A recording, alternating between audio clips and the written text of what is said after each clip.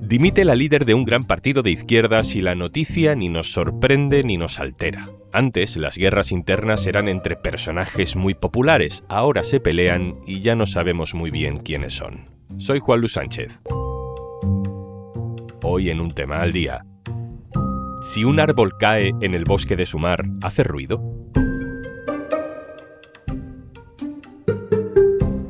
Una cosa antes de empezar. ¿Puede tu dinero contribuir a cambiar el mundo? En Triodos Bank solo financian proyectos sociales, medioambientales y culturales. Te contamos más al final del episodio. No sé si te suena esta voz. Hoy presento mi dimisión como cocoordinadora de Movimiento Sumar de todas mis responsabilidades en los órganos y dejo también desde hoy mi militancia en esta organización. Es Lara Hernández. Es Lara Hernández dimitiendo hace unos días de sus responsabilidades en Sumar. Sus responsabilidades eran máximas. Era la cocoordinadora general de Sumar después de que Yolanda Díaz también dimitiera hace 2 años. He decidido dejar mi cargo como coordinadora de Sumar. Es necesario... Lara Hernández lo deja en mitad de un fortísimo enfrentamiento interno, luego lo contamos. Pero hace ya unos meses dimitió su compañero en la coordinación general, Carlos Martín. ¿No te suena el nombre tampoco? Bueno, sin Carlos Martín y sin Lara Hernández, este fin de semana Sumar elegirá a sus nuevas líderes, Verónica Martínez y Rosa Martínez. ¿Qué?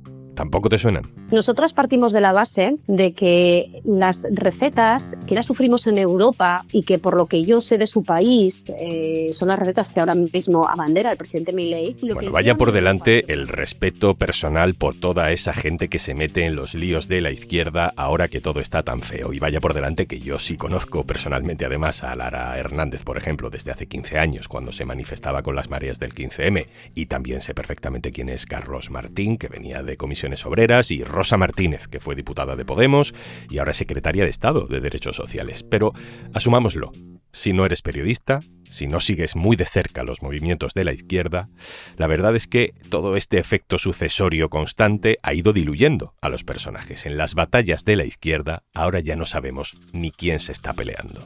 Antes teníamos a Cayo Lara, Gaspar Llamazares, Iglesias, Errejón, Garzón, Colau, Monedero, Carmena, Teresa Rodríguez, Yolanda Díaz. Se peleaban, pero cada uno de ellos era un activo político antes que orgánico, casi un personaje mediático, en ocasiones líderes sin partido.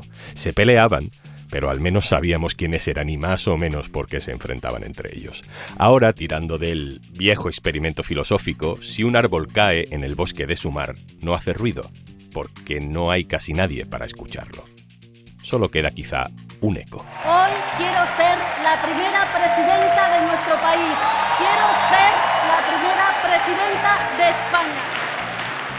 Y ese eco, a su vez, es una réplica de un ruido anterior. Dejo todos mis cargos. Creo que es evidente que a día de hoy creo que no contribuyo a Sumar. Sin Yolanda Díaz y sin Pablo Bustinduy, que tampoco quiere ser candidato, la primera línea política de Sumar de pronto está en la coordinación orgánica de un partido sin candidatura.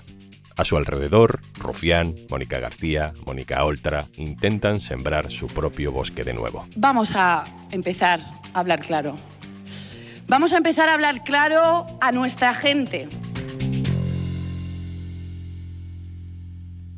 Daniel Ríos, hola. Hola, ¿qué tal? ¿Cómo estáis? Dani Ríos es mi compañero del diario.es que sigue la actualidad de todo este espacio político. Te llamamos de vez en cuando, Daniel, para intentar actualizar información sobre el estado político, el estado de ánimo casi, de las confluencias, de las formaciones de izquierda.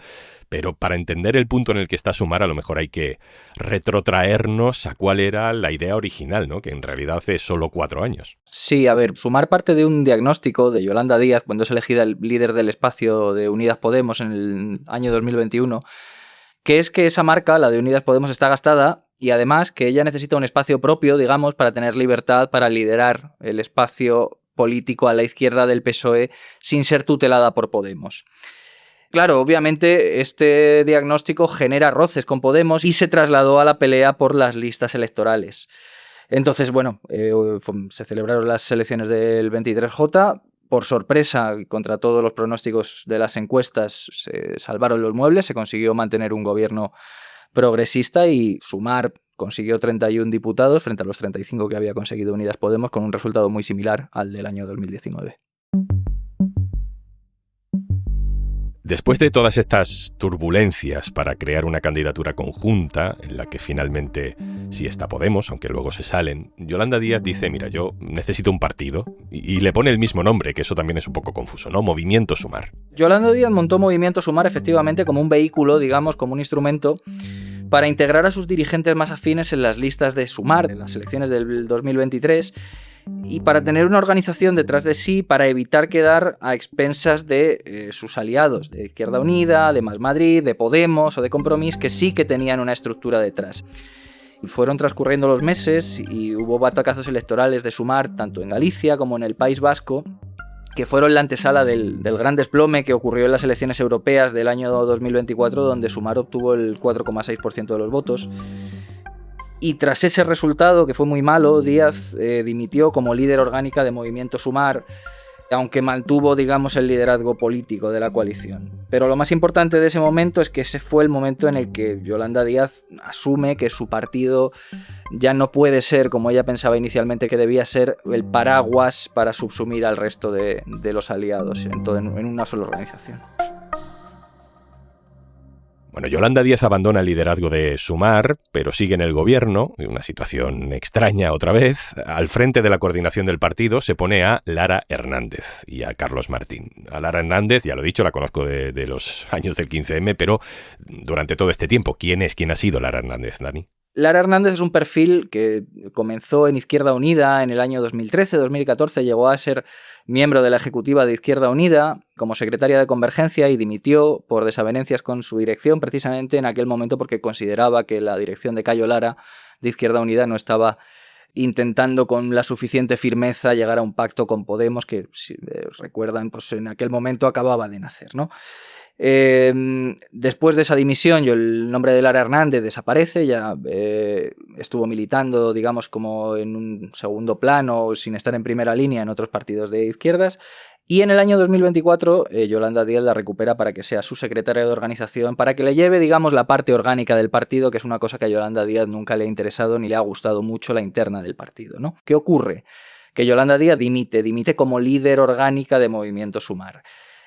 Se nombra una gestora y unos meses después de que se nombre esa gestora se organiza un congreso extraordinario de Movimiento Sumar en marzo del año 2025 para elegir a los nuevos líderes. Y entonces Lara Hernández pasa de ser secretaria de organización a cocoordinadora de Movimiento Sumar junto a Carlos Martín, que era el otro cocoordinador, pero que dimitiría unos meses después. De ahí sale Lara Hernández. Y en este poco tiempo que ha pasado se ha ido fraguando una batalla interna brutal que hemos conocido ahora, ¿no? Sí, lo que ha ocurrido es que se ha hecho público una crisis interna, una guerra interna dentro de Movimiento Sumar que efectivamente llevaba varios meses cocinándose, pero que se había llevado con cierta discreción. Poco después de que Lara Hernández fuera elegida líder orgánica de Movimiento Sumar, comenzó el descontento por parte de un sector de la organización con ella, no tanto a nivel político como a nivel de formas o de modos de llevar la organización.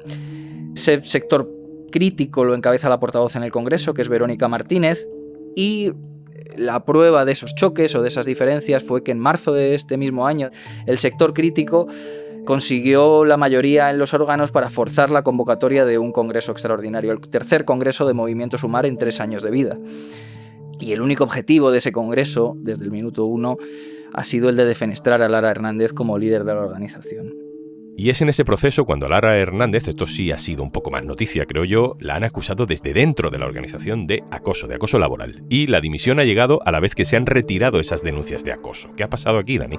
Pues en junio se hizo pública una carta de dimisión de la secretaria de organización de Movimiento Sumar, que se llama Laura Moreno, en la cual se revelaba la existencia de una investigación interna contra Lara Hernández porque varios cargos internos del partido la acusaban de acoso laboral contra algunos trabajadores.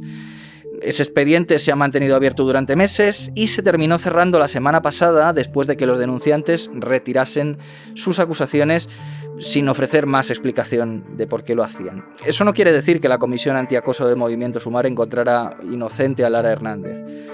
Lo que quiere decir es que sin denuncias interpuestas ya no había lugar a ninguna investigación y entonces el expediente se archivó. Dani, me faltan detalles, pero no es raro que parezca que una denuncia por acoso, que es algo serio, depende de si una persona dimite o no, como si fuera algo con lo que se pueda negociar.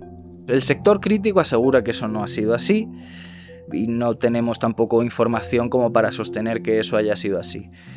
De hecho, como publicamos en el diario.es la semana pasada, uno de los miembros de Movimiento Sumar, que había denunciado internamente a Lara Hernández y que luego retiró la acusación, presentó a principios de junio, antes del cierre del expediente interno, una denuncia ante la Inspección de Trabajo denunciando lo mismo, un supuesto acoso laboral por parte de la coordinadora. Claro, técnicamente lo más irónico de esta denuncia ante la Inspección de Trabajo es que se presenta, como se tiene que presentar ante la Inspección de Trabajo, contra el empleador de Lara Hernández, que en este caso es el grupo parlamentario de Sumar en el Congreso, cuya presidenta es Yolanda Díaz y cuya portavoz es Verónica Martínez. Pero las acusaciones de acoso laboral van dirigidas contra Lara Hernández y ya digo que están en un nuevo expediente abierto, esto sí, ante la Inspección de Trabajo.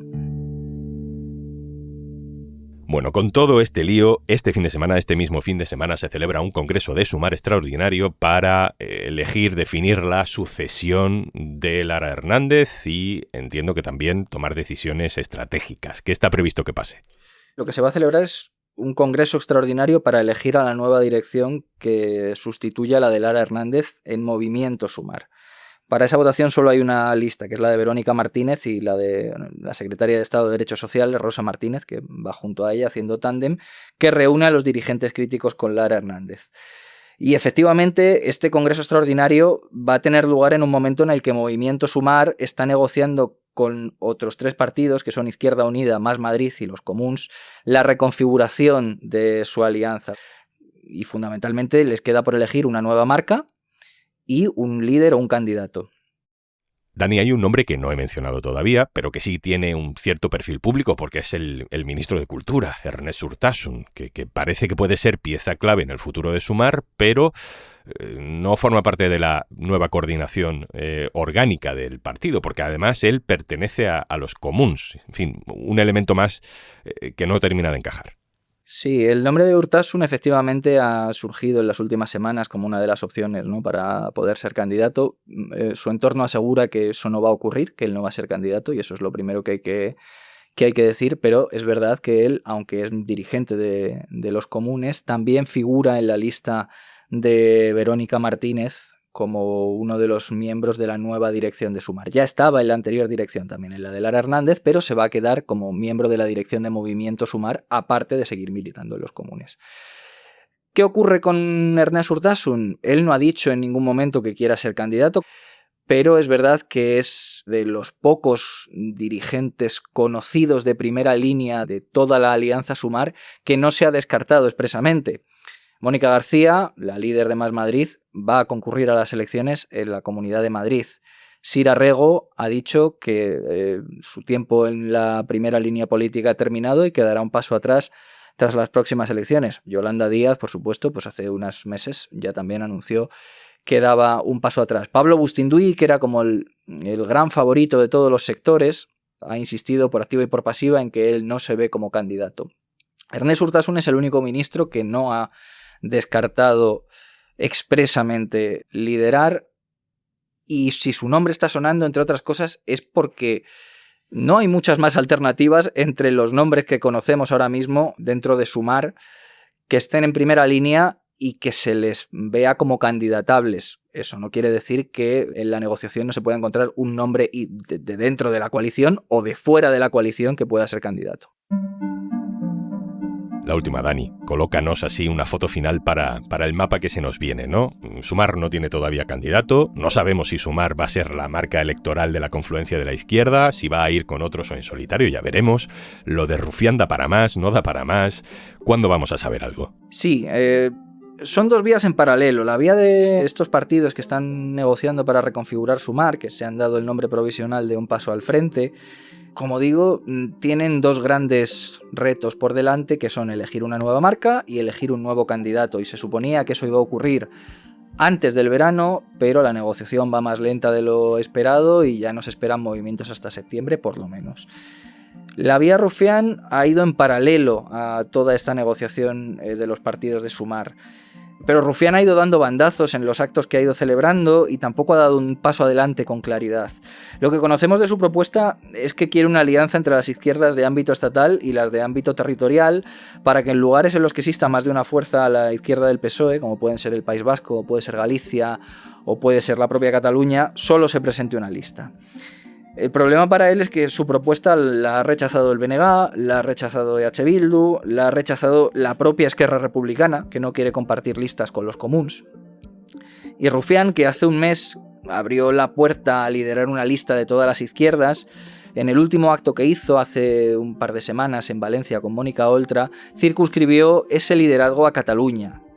Y eso parece que acaba, digamos, con la posibilidad de que él encabece una lista en toda España y circunscribe ese posible frente amplio a un pacto entre Esquerra Republicana, la CUP, Podemos y los comunes en Cataluña, que, como digo, la dirección de Esquerra tampoco ve. Daniel Ríos, compañero, muchas gracias. Muchas gracias a vosotros. Y antes de marcharnos... ¿Sabías que en Triodos Bank solo financian proyectos sociales, culturales y medioambientales? Te presentamos a uno de sus clientes. En Villanueva del Pardillo, a las afueras de Madrid, se encuentra el Colegio Valmont.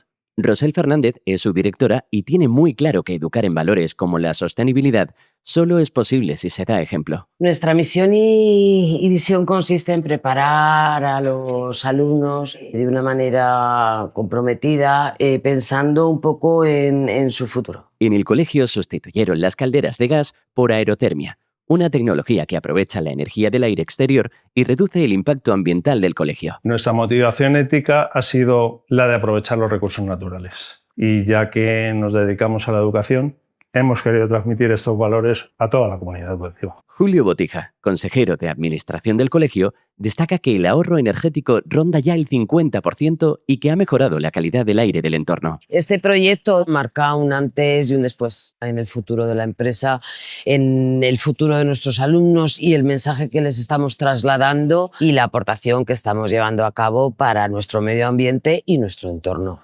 Este es uno de los proyectos financiados por Triodos Bank. Más información en triodos.es.